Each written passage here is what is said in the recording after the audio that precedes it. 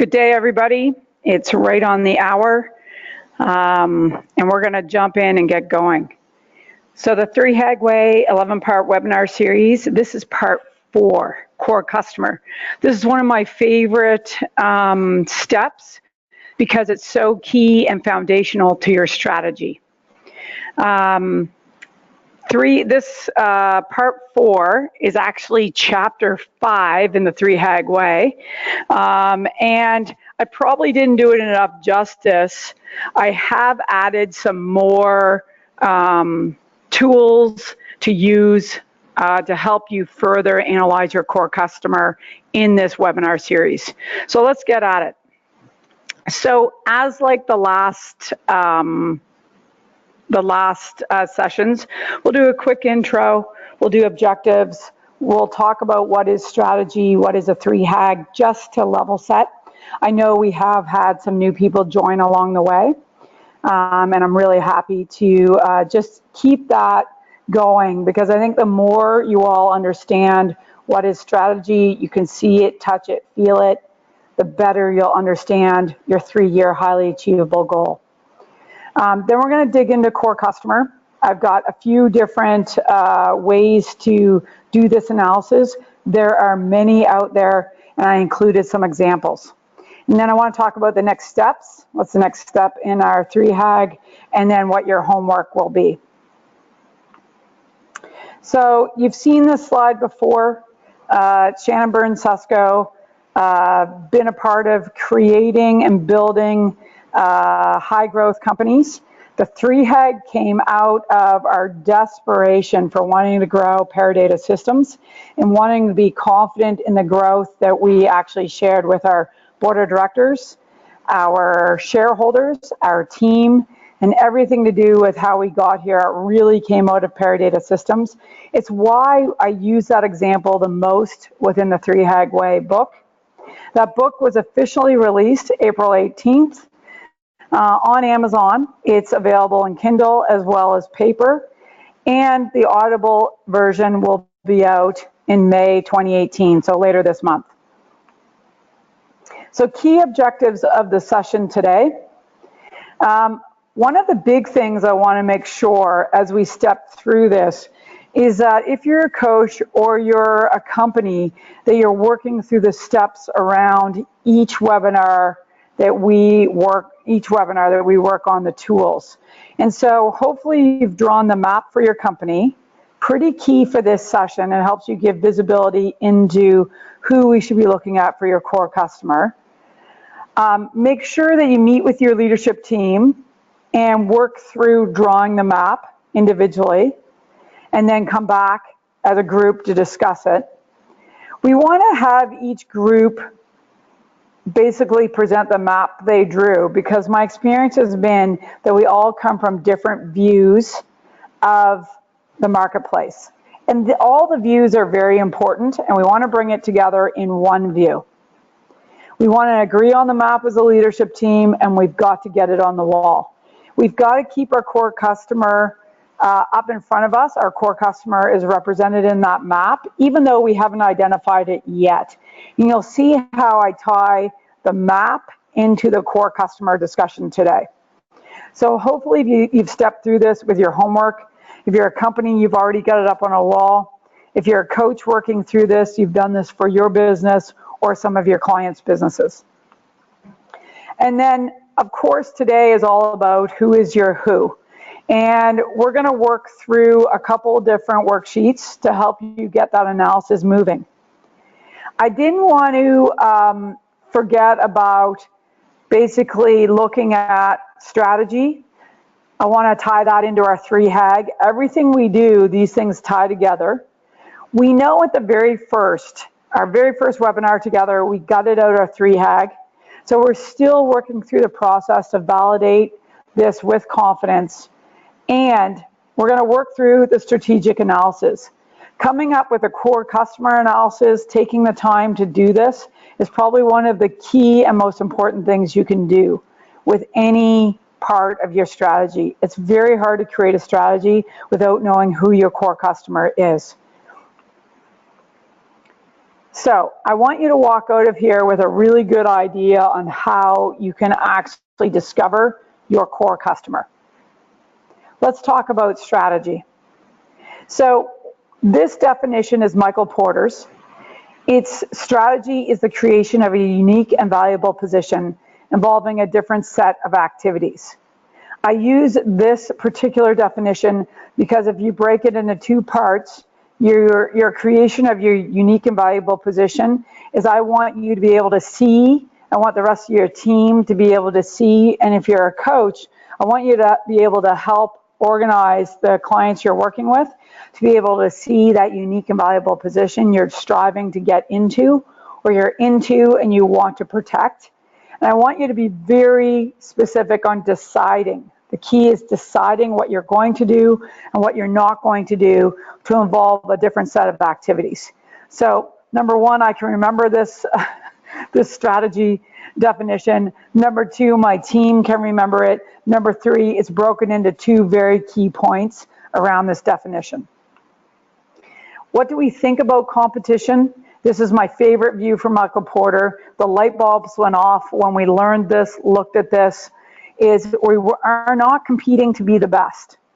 Most companies I talk to, most CEOs I talk to, everybody's got a strategy. Everybody's in a marketplace competing, and they think we're competing to be the best. We don't want to compete to be the best. Subservio would not have had the success it had if we went in to compete against the other two big elephants in the marketplace to be the best at basically offering a compliance service platform. We wanted to compete to be unique. The uniqueness comes from finding that unique and valuable position, that dimension that you want to be on that will serve your core customer at a profit that no one else is serving. And so the best action we can take to create a strategy that avoids competing with rivals is to get on a different dimension. So that's why the core customer piece is so important. The core customer for Subservio was very different than the core customer of the two big elephants in our market. Very, very different. You've seen this slide before, this picture. You've seen all of these slides before, but I know we're learning a lot at once. I know that I went back and reviewed to try and get clarity on the process we needed to implement as a company and now as a coach with my clients. And so we definitely have to do the continuous external analysis of the marketplace. We have to do the continuous internal analysis. We want to actually bring that within our strategic evaluation, which the core customer fits in, that helps us get clarity on our strategy, which will then give us huge confidence in executing. To break down the analysis, we've already done a few key tools on this. We've actually done the map. We've not done Porter's 5 forces. We've actually done in regards to the external analysis, the core customer can fall into this, but it's so tightly tied to, where we want to play, but it's also tied to who we want to serve and what we're serving. So this is a foundational piece. Now the internal analysis, we've done the functional organizational design, we've done the key process flow map, and then what will come after, in 2 steps from now, it's coming up with our 3 to 5 differentiating actions. And if I was to plug in the core customer, I plug it in between the key process flow map and the activity fit map as a foundational piece. And as you'll see today, it also ties into our market map. It is just so foundational. I can't stress that enough. If you walk out of here with anything, I want you to walk out of here with, we've got to actually really, really know who our core customer is to help us develop and actually evolve our strategy and our 3HAG. So all of this drives back to this continuous process. And this is where our teams really got clear that we just don't do this once a year. We have to do this on an ongoing basis. And every step we take in this process, we've got to come back to. It's not in stone, it's not static. This is very iterative process, and we have to keep evolving. When we think of the 3HAG, right, it is absolutely, I always call it the goose that lays the golden eggs. If we can nail this, we will actually create value, create confidence, and that confidence actually reduces our risk in executing. So every business has a leader, CEO. We need to understand the core purpose, the company and the team's core values, our 10 to 30-year goal, our big, hairy, audacious goal, as Jim Collins coined it. This is our cultural system. This is the absolute foundation of the house. We then have our cohesive system, and this is the cohesive team that needs to be in place, and it's powered with, I used the 5 dysfunctions with our team. I now use with clients lots of different tools to create the cohesiveness needed. Again, tied to this is our human system, our repeatable process that attracts, coaches, keeps, grows, and rewards our A players. This is sandwiched together with our team leaders and our CEO. And of course, the team is at the absolute top of the house because they hold the reputation of our marketplace in their hands.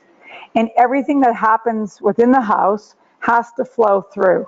The confidence in the 3HAG and where we're going and the decisions they're going to make must flow through to the team. The strategic system is absolutely key. That's all around the 3HAG. You can see the things that are noted there are the tools in building up the steps to get confidence in our strategic system, and that goes hand in hand with our execution system. And again, key steps in that is keeping the 3HAG in front of us daily, weekly email, monthly, quarterly, annually. Inside the house is the cash system. This is absolutely important in regards to ensuring we stay focused on this framework to grow our company. We know when we have cash troubles, we focus on those cash troubles. It's absolutely normal. The need is there, but we really need to drive forward, getting through our cash troubles to focusing on our 3HAG. Our 3HAG will help us get by this. When I think of Subservio, we did not go out and raise money from day one. We actually started making money from day one. And making money is key to your cash system. I know that's really obvious, and I know I'm spending a bit more time here, but when I go in as a coach to work with an organization and we're coming into work on a big day, let's say on one of these key steps in the 3HAG, and when there's cash issues, we're going to focus on those cash issues first. Of course, that's our livelihood, that's our key need, but we need to come up with a way to ensure that we have these foundational pieces in place to not actually focus on the cash system. The definition of 3HAG, strategic execution system that drives confidence in predicting the future growth of your company and making it happen. So most of the companies, I left this slide in, most companies I work with, and I can include my own companies, we were clear on getting our core purpose and core values in place. We easily actually wrote down our 10 to 30-year goal, our big, hairy, audacious goal. We were focused on our 12-month executional plan, our 90-day plan, our individual 90-day, right down to our 30-day. But the missing piece for us was ensuring we could reach out and touch our 3-year highly achievable goal. And I know I've gone through this in the last 3 webinars. I know I can't be, I can't probably say this enough. I know that as each time we learn together, we take one thing away. This picture is really key. If you can keep this picture in front of your team, if you're a coach, in front of your clients, this is the alignment we're looking for. It takes us 1% of our time to write this down, but it takes 99% of our time as leaders of our company and coaches to ensure we're aligning everything we do to why we exist, to our 10 to 30-year goal, our 3-year highly achievable goal, our 1-year, our 90-day corporate goals. This is a very, very important picture. And once you get this in place, Once you get all the feedback rolling around, it's super important to take the feedback. That's why these arrows go back in, because the feedback is what makes a difference to your 3-year highly achievable goal. The strategic execution system that the 3HAG really drives came to us through, really project management 101. And it was mapping out our 12 quarters. And quite frankly, it's 8 quarters from our 12-month plan out to our 3-year highly achievable goal.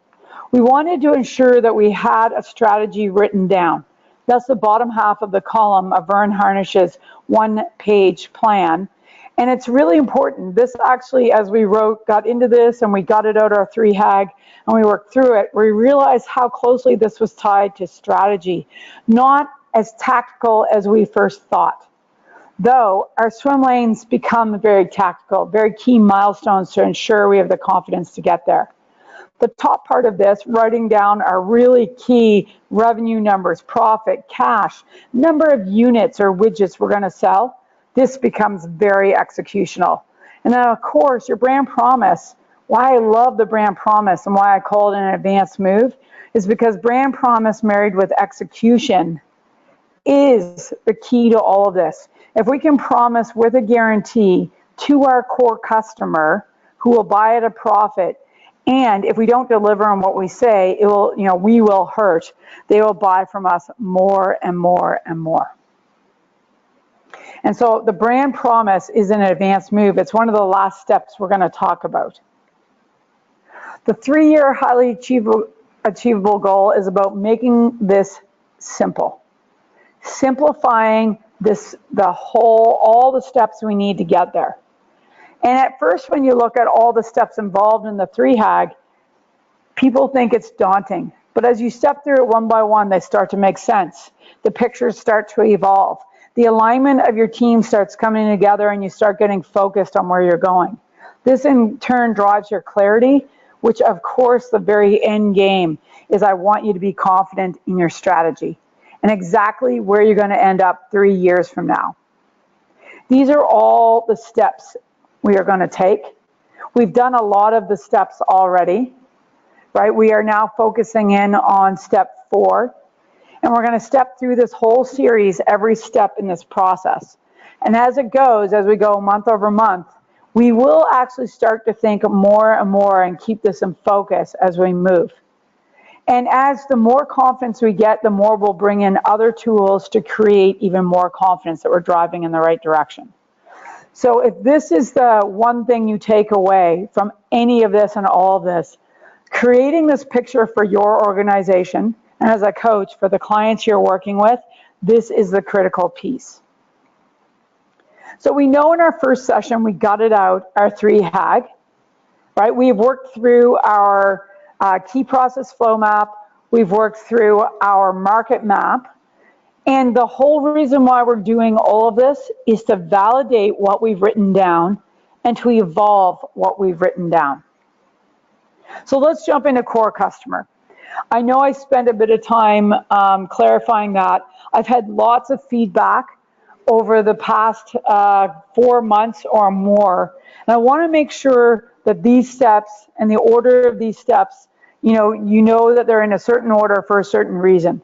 So the core customer is coming forth because this is the foundation of everything we do as a company.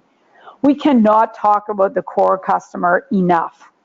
We need to understand why they buy from us and what they serve and who is the person right down to the individual. We need to know that they are going to buy for an optimal profit. We need to know what and where they go online, what do they read, how can we get our message to them. And of course, we want to focus all our resources on our core customers because they buy at a profit.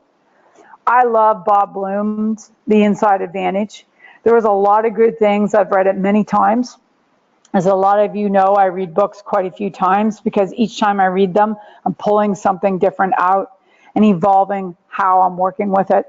But if you haven't read The Inside Advantage, I strongly recommend it. Some of the tools today are adapted from Bob's work, as we adapted it, as we worked with it within our company. And our companies, both of them are high growth. And really, and all the companies we're working with today are high growth. And so we want to make sure it's a very practical application. So we're really going to dig into our customer. And the acquisition piece comes into play is we want to look at where we're getting our customers. Are we just saying yes to everybody? Or are we really attracting the customers that we want to serve? When I think about who is your who, and I work with a lot of different companies, large and small. One company in particular had over 30,000 customers. But it was very difficult when we started working through this process to actually describe the core customer. And I'll explain to you some of the tools we worked with. So if you're a company listening in and you have thousands and thousands and thousands of customers and you're wondering, how am I ever going to describe my core customer? There's a tool that I'll talk through that will help you get more focused and analyze your customer base. And then if you're a new company, or if you're a coach working with a new company, there's also some key tools to help you get really focused on where you should point the organization in order to serve and actually serve that dimension. Super important. So what do we know about our who? Right? Do we know the demographic? Most companies I work with, including my own companies, we knew the demographic. We knew the industry. These are obvious, boxes and answers. We knew the industry segment, absolutely. And we knew the types of companies. Interestingly enough, my companies as well, when I ask, when I'm working with clients to, describe their who, they describe their who at this level. And when we describe the who at this level, it doesn't give us enough information. It does not give us enough information. We need to get more detailed than at this level. So we really need to dig in right down to the individual who buys. That was the key thing. That was a big aha moment. So obvious, but I didn't see it because we were actually driving so fast. None of my team saw it. We actually did this analysis. Instead, once we learned of this, we got really, really detailed. We got into our individual who's actually making the decision to buy and actually made the buy. So I'm looking back at Paradata's map, and you will remember it from the last webinar. And why would I bring this up? Because this doesn't actually describe any individual. It actually describes different segments. If you remember, we have the small to medium enterprise merchants in Canada, and we have the same in the US. And then we had, groups where we could find a lot of them at the Canadian banks, and then at the independent sales organizations in the US, and then at the processors and in the banks in the US. And you can see from this map that we drove most of our revenue through here. And we were driving a lot of our revenue through here. And that was the goal. That's what we started out.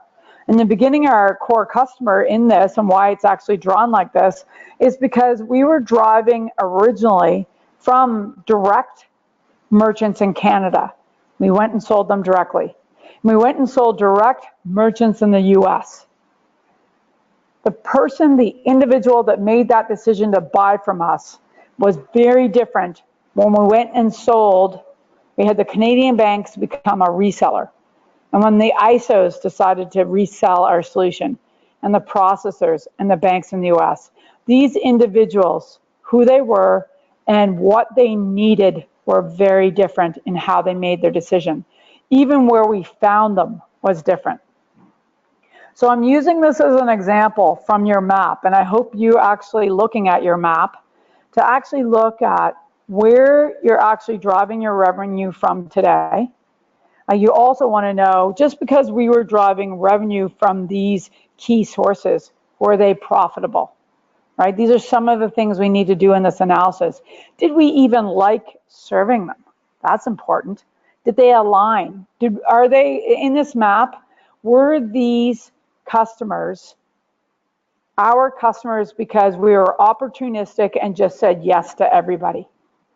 And I want you to ask yourself those questions when you look at your map. So what you see in front of you is one of the first tools we used.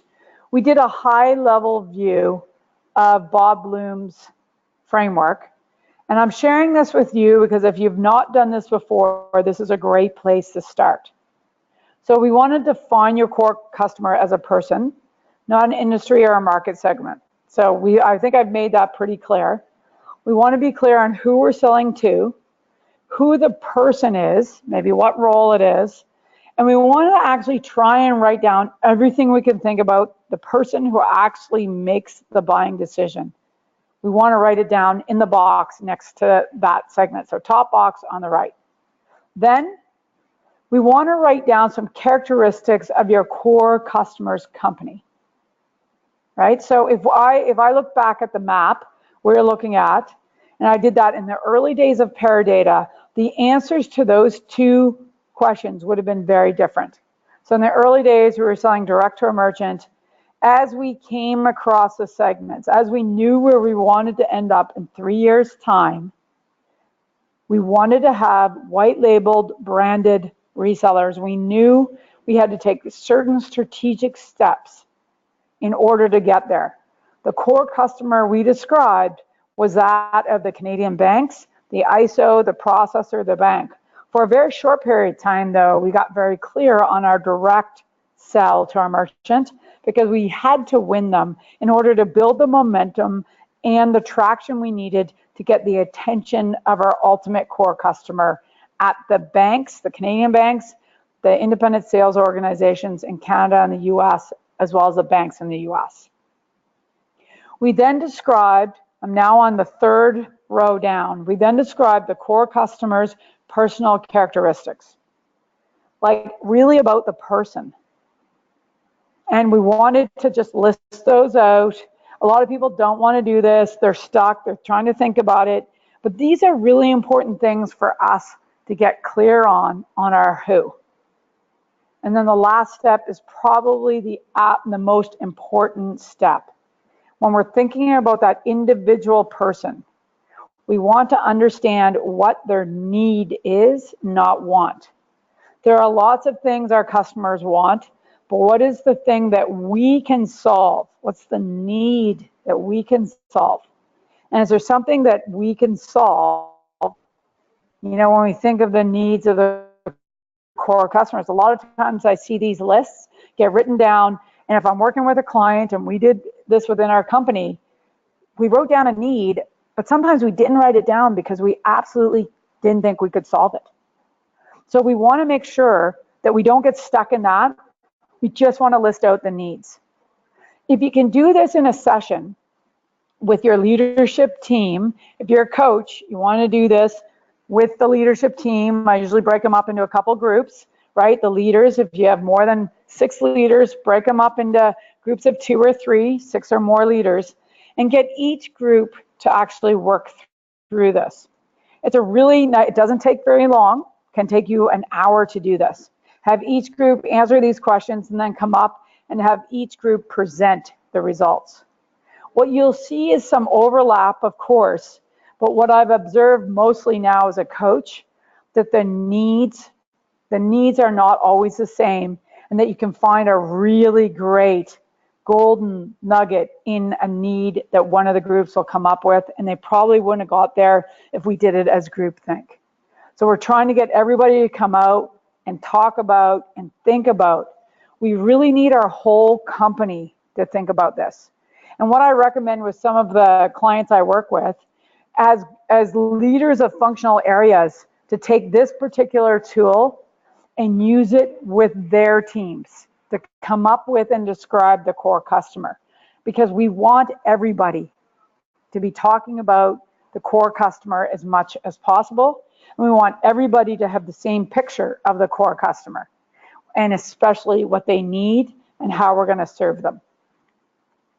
So this next tool that you see, and I can tell you this isn't really fancy, PowerPoint, but I wanted to bring the tools directly into this just to talk about the tools. Now, this one is, again, one I use early with an organization, and I use it when if you're sitting there thinking as a company, well, I'm sure we have more than one core customer.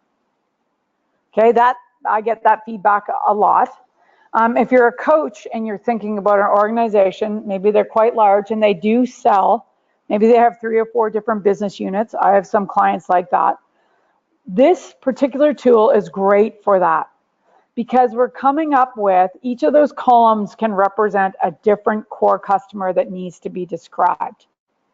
And again, we want to have a 50-word or less description of our core customer, similar to what we did in the last sheet, articulated in that box. And that box is not very big, right? We want to write down the core need, right? So the primary reason the core customer will buy your product or service at a profit. And then we want to write down the drivers, the key benefits offered to satisfy the core customer need. Now, why I added that one in after using this quite a few times actually to get clarity within our own business, but as well with our clients, is to really see what we needed to do to serve the need and to actually analyze whether we were serving that need or not, whether we actually had the capability or not to solve the need. So you can add more columns. I've had clients actually go, I think we have 5. I'm going to show you an example here in the next slide that has been made up to show some different examples. I think there's 4 or 5 in this example to show you how we use it and how I actually evolved it as we worked through it. But what we're looking for is we're looking for the description, how similar or different they are. We're looking for the core needs, how similar or different they are. And we're looking at the drivers, what benefits we're offering and how similar or different they are. So in this example, sort of messy, but I'm going to walk you through it. In this particular example, there are 4, what the company thought they had 4 core customers. We actually named them. And we actually then said, you know what, in order to describe them, this is all sort of the first box, in order to serve them, we really wanted to understand what segment each of them were in. We actually looked at their market map to pull this out. And all of these names were in their market map. And so we said, okay, we have a high expectations family trip. We have a social couple that likes to come for a longer stay. We have like a friends trip that comes along. It's a shorter time frame. And there are family members, sort of families, that are looking to buy, who are buyers. And these are the segments we came up with. And then we actually asked the question around, because we were trying to get down to describing the individual buyer. And so the next question that was asked was, who makes the decision to buy? And you can see in 2 of the cases, the mom or the so-called mom in the social couple, the decision was made by both parties, the mom and dad or the husband, wife, or the partners or whatever it might be. And then in regards to the millennial couple, the decision was made by who was ever organizing that trip, aware, what to buy. And then in the family, in the cases that they analyzed, it was predominantly the father, the dad. So this was just a little extra steps we took, and I took in working through this example to actually get as clear as we possibly could on who the individual was to buy. And so we named the buyer, right? Our core customer is the mom in quotes. We said a male or female organizer, and we had the dad in the family. In their particular case, it was the dad. The 25-word description was put together in bullet points, and this is absolutely fine. We're just trying to get a handle on who this person is. And so if you take the first column, mom, female, 30 to 50 years old, household income, we're going to go back and confirm what that household income was. They're super busy because they have, kids that are living at home, absolutely dependence on them. It works. Do they work or not? In some cases they did, some cases they didn't. So we sort of left that as, that sort of added to their busyness. They basically were on Facebook regularly, and in some cases, if they worked, they were absolutely on LinkedIn, right? So this is, coming up with our description, and we probably could be more specific around the busy. How are they busy, right? And if you look across those columns, we definitely did that as well. And if you look at the mom in quotes, Pat or David as we named them, you can see we tried to do similar things. Now I do get pushback when I work with companies, in doing this. Why do we need to do this? At probably this stage, they usually show me possibly, the description they have, and it usually comes back as, a segment, a high level view of the buyer. But most of the time, it doesn't describe the buyer like this. And I really cannot stress this enough. We want to describe the buyer as this. And you can see, even if you look at the dad, that, description, a male 50 to 80 years old. They have adult children and grandchildren, actually. They live in the community where this product and service is offered. They're new to Facebook, but they're definitely on LinkedIn. These are important things. It allows us to know where we need to position what we're doing, how we're going to message this. And then if you look down to the last row, and let's go to mom, the first column. You look at the biggest need, not want. So the biggest need, because they are the buyer, it must be easy to book this trip. It must carry low risk, meaning it's an expensive trip for a mom, dad, and any kids involved, and they want to ensure that it's low risk, meaning if they have to pay all the money up front, they could get the money back. That kind of low risk. They also want to low risk in the sense that it's low risk in regard to the experience this family is going to have. They don't get this too many times to get out there to have a family trip. They want it to be so easy upon arrival. So traveling, I'm sure most of us have traveled with our kids over the years. It's a lot to get, corral everybody together, get them moving, the bags, the everything. So easy upon arrival, and they want to make sure that there's a plan every day for their family. So this is what we came up with. And this was the leadership team, breaking it up into groups, coming back, working through all the ideas, and then coming up with basically what we're seeing as, the alignment across, having this discussion with the leadership team. And here's what's key about any one of these tools so far. It's about having the discussion. Now, if you look at the mom, with the excited social couple, 2-week stay, right? And we have mom in quotes, but typically we're seeing, in this particular case, a female, 28 to 50 years old. They're a professional couple. They have no kids. They actually have a very high household income. They're very busy.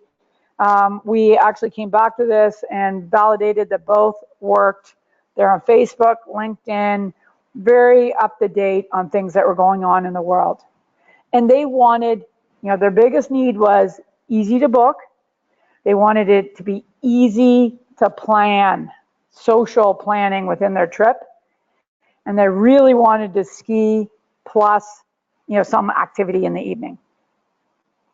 And then if you look across to the other two categories, you actually, see different needs, very different needs when you get to David, right? They're going to just ski every weekend, right? They don't want to spend a lot of time buying. The ticket price, they're very sensitive to the ticket price, where the others, you don't see that. And then Pat, the millennial couples friends trip, that was definitely, a group that we were seeing, but not so much so as we're seeing the similarities of the needs in the first two groups.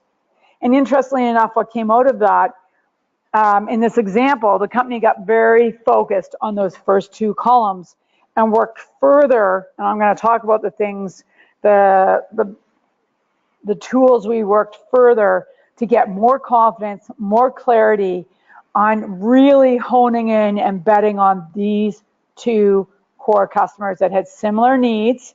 And funny enough, the needs you see, low risk, easy upon arrival, you could put that into the second column as well as we dug into this.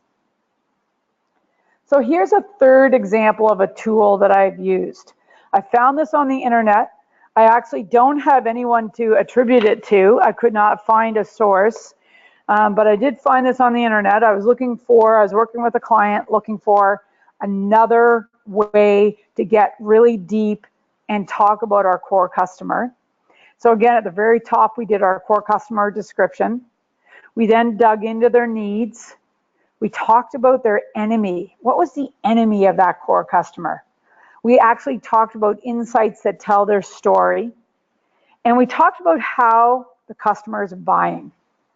And the last piece that when I use this, I found it so useful is what do we want them to think, feel, and do when they're buying from us? And so I have an example, another example I want to step through on this one. And this is one where we broke the leadership team up. When I use this, I break the leadership team up into different groups, and I have each group working through answering these questions. Now, if there is a suspect of more than one core customer, like I just showed you, where we had two columns there we ended up with after doing that iteration. We'll do that again with this tool. Again, we're looking to get clearer and clearer and clearer. And as a coach, I really want the company I'm working with to decide on the core customer they want to serve. I really don't want them to be opportunistic, because what I found when we'll go to the last tool, what we found is that when we're opportunistic, we see that we're serving customers that we're losing money with. We're serving customers who are not core. And that's the last thing I want with any organization, spending time and effort to attract customers. I want organizations to spend time and money attracting the core customer who will buy at a profit. So let's just step through this one. This one I actually, as I said, I pulled off the internet. Gray's cookie was the example. And so if you look at the core customer description, suburban working woman, 35 to 40, who are willing to do whatever it takes to stay healthy. They run, work out, and eat right. For many, food can be a bit of a stress reliever. Their needs: great tasting food, satisfied craving, healthy choices. They want to maintain their weight. Their enemy is guilt, failure, out of control diet, and temptation. You got to think that, the core customer description, and I didn't fill it fully out here. I chose a font that was a bit healthier, but they're working, they're really busy. They're doing their best to stay healthy. But sometimes we all know this, that you can have an out of control diet when we're on the fly. So insights that tell their story. I have tremendous willpower. I work out 3 times a week. I watch what I eat, right? But have all weaknesses when cookies are in mind. So this is all about healthy cookies, which is a bit of an oxymoron. They read labels, everything I eat. So when you're working this out with your clients, there are these insights and there are these enemies, and we want to articulate them. What do they think now, right? They might have only heard about Gray's cookies, right? They've only tried them a few times. We want to figure out how they're buying. Are they influenced by friends who have tried them? Those who are buying, are they less frequently, do so less frequently than normal favorite cookies? But we're trying to actually, why I use this particular example, because I wanted it to hit home with each one of us in regards to how would you fill this out with your core customers or your clients' core customers? How can you help them answer these questions? And then what we want them to think, feel, do is, when we think of think, feel, do, it's what do we want them to see, get noticed so consumers are aware of Gray's, see it on the shelf, see the actual the product. Think, Gray's might be a healthy alternative to my favorite cookies. That's what they want their core customer to think. Do, they want to try Gray's to see if they like the great taste. Feel more in control with Gray's as part of their routine. We know that when we look at their needs and their enemy, that is really key, feeling less guilt. And whisper, so what do I want them to do? Tell their friends they love Grace and share the success they're having. So pretty simple example, but a pretty real example. And I encourage you, as you step through this analysis of your core customer, if you're wondering where to start, if you've never done this before, start with the very first example. The very first tool I used, move to the second tool if you have to do a comparison. The second tool is even great. I'm just going to go back there.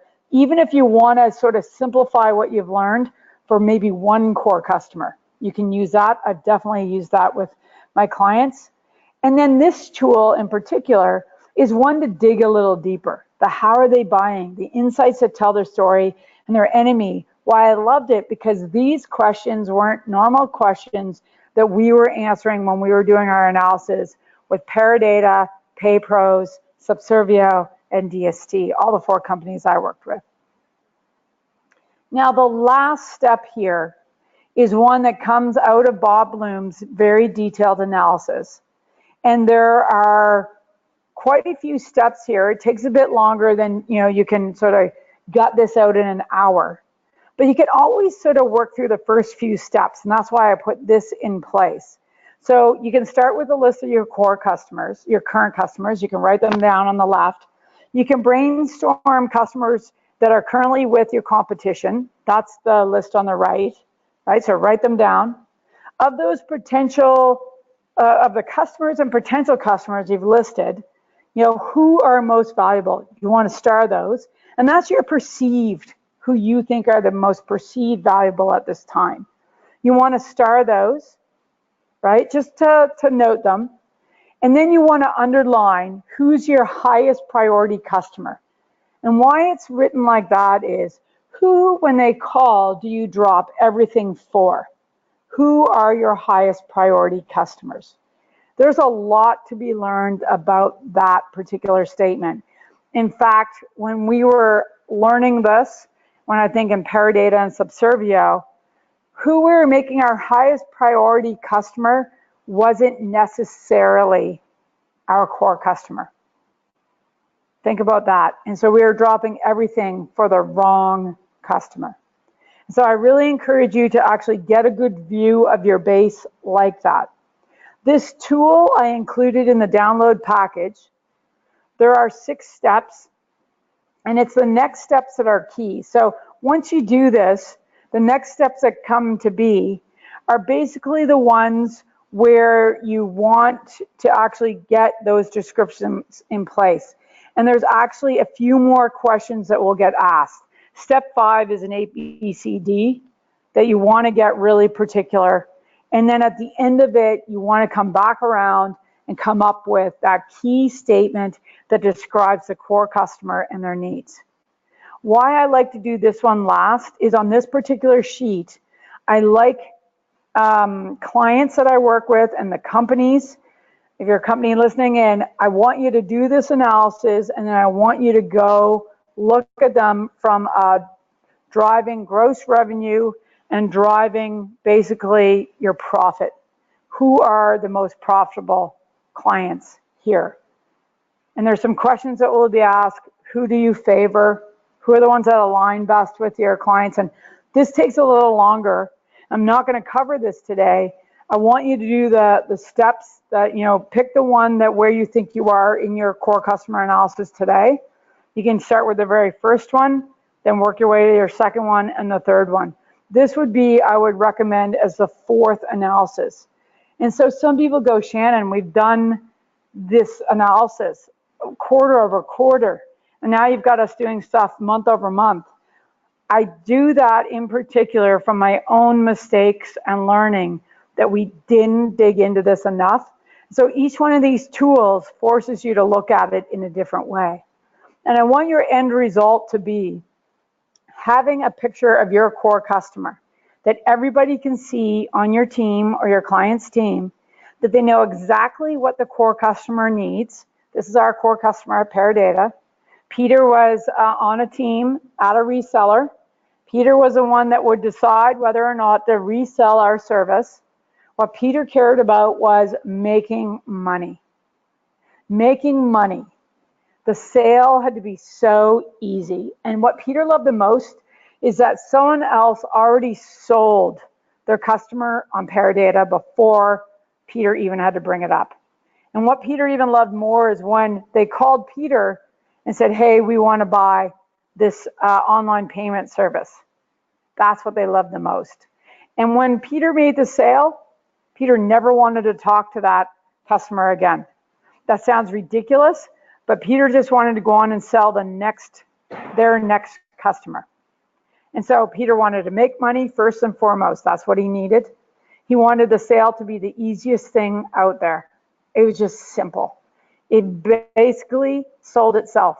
The last thing Peter wanted ever to do is hear back from the customers they supported. I want you to be that clear with your core customer description. And one of the key things we did was we had to ensure Peter came to every one of our meetings. And we wanted to ensure that we were only talking about Peter, and every decision we were making was for Peter. And so in order to do that, we actually had Peter on the wall of our war room. I think you know Peter was a strategic picture. It's not that, it doesn't look that fancy, doesn't need to be.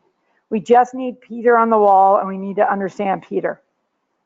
And so one of the key things, I just finished reading The Everything Store, Jeff Bezos, and it was reminded that, you know, Jeff is crazy about customer service at Amazon, and the Amazon team is.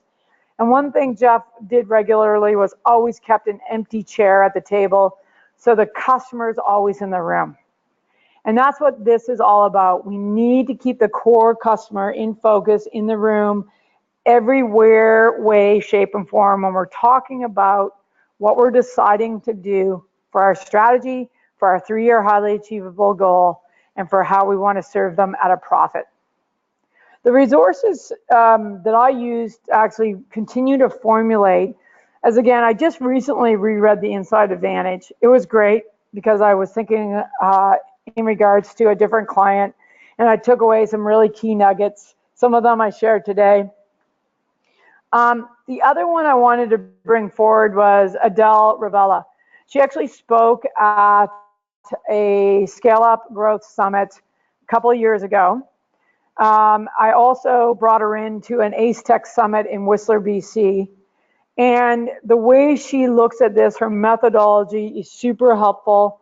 Again, if you've worked through, like I'm always just looking for more tools to get the teams that I work with, the leadership teams I work with, to continue to talk about the core customer, get confidence in the core customer and clarity. We know as we work towards our 3HAG, our core customer can evolve. I saw that with Paradata. I saw that with Subservio.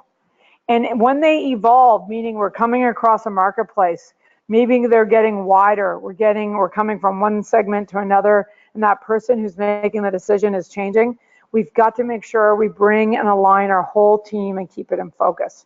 That's why I continuously are bringing resources in. So if you're a company thinking about this, I strongly recommend walking through each of the worksheets provided.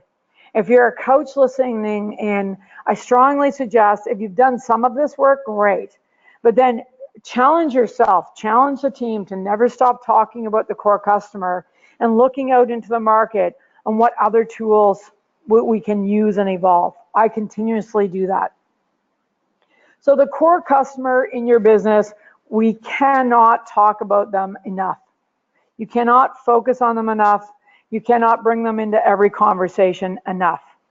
So if you leave with anything here, I want you to think about how often do you talk about your own customer, your core customer, not customers in general, because unless we get really focused on the core, we're not getting really focused on profit.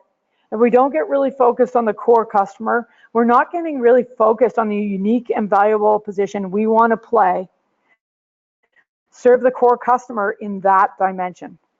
And I think as we work through the next webinar, especially we're going to do the attribution map next, you're really going to start seeing in this Paradata example what and how we saw the space we needed to move into and who we needed to serve as our core customer. That's why these steps are ordered the way they are. I want you to do that analysis now, between now and the next time we get together, so that when we get together, we're going to create a view of the white space in the market that maybe we're already in, which it will be, create confidence, or maybe we need to move to. So what are the next steps? I sort of alluded to that a little bit. We've done step 1, 2, 3, and 4. So got out our 3HAG, key process flow map, the map. We're going to do the core customer. And then we're stepping through the attribution framework. And the difference that on this particular framework, you might have seen it before used in a few other thought leaders tools. This one we use, and we're focusing in on the industry attributes for the company. Industry attributes for the company. And that's actually articulated in one of the actions that you can take between now and the next session. Is that's articulated in chapter 6 of the 3HAG way. So it's nice to have that out there that people actually can read ahead, and hopefully I can confirm some things along the way.